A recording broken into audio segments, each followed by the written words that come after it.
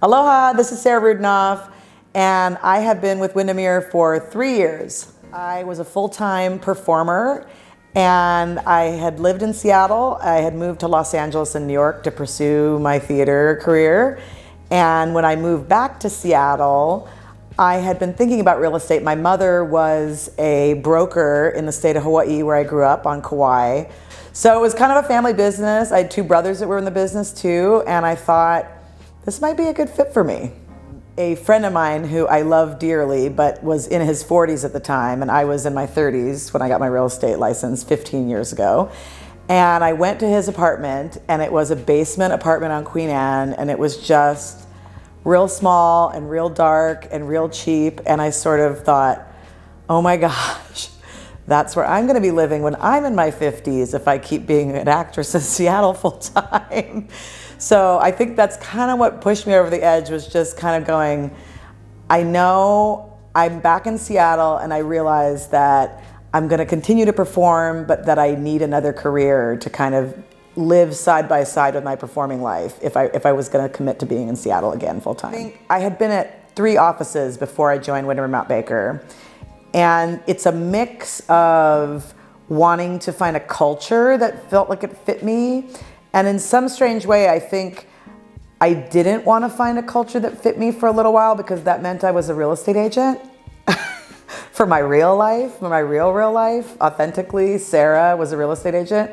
And it's funny, I didn't really even realize that until after I joined the office, and kind of my life, and I really liked the people in the office enough that I felt like there was finally a mix between my real estate life with the other brokers around me and my personal life. And I always work with people I knew, and I have tons of people in the theater that are my clients, but it was sort of the last step in acknowledging, like, this is a career that I'm gonna do and that I'm proud of and that I love. And when I first joined my first ever office, Virginia Calvin, I was a brand new agent, maybe my 3rd or 4th day, and I was talking in my own open office, and I heard somebody tell me to be quiet. And I was like, oh gosh, I'm being too loud, because I have a loud voice. And then I was downstairs in the Xerox room, and Virginia was telling another agent, oh my gosh, there's this new guy who's in our office who has this really loud voice. And Virginia didn't realize it was me, that I have a low voice, like she thought I was a man. And so I just sort of turned to her and I go, oh, that was me. And she goes, no, it was a guy. And I was like, no, that was me talking. You told me to be quiet. And what I love Virginia, and she just went like, oh my gosh, I'm so embarrassed. Oh my gosh, well, you're a little loud though. And I said, yes, I know. And so I just love that, like, I came to Mount Baker, and my first meeting there, Virginia was there, and she looked across the room and just went, and it was like, I knew, like, that was like my first, couple days as an agent, and now I am, years and years, like decade later, and like the same agent is there supporting me. And I love that.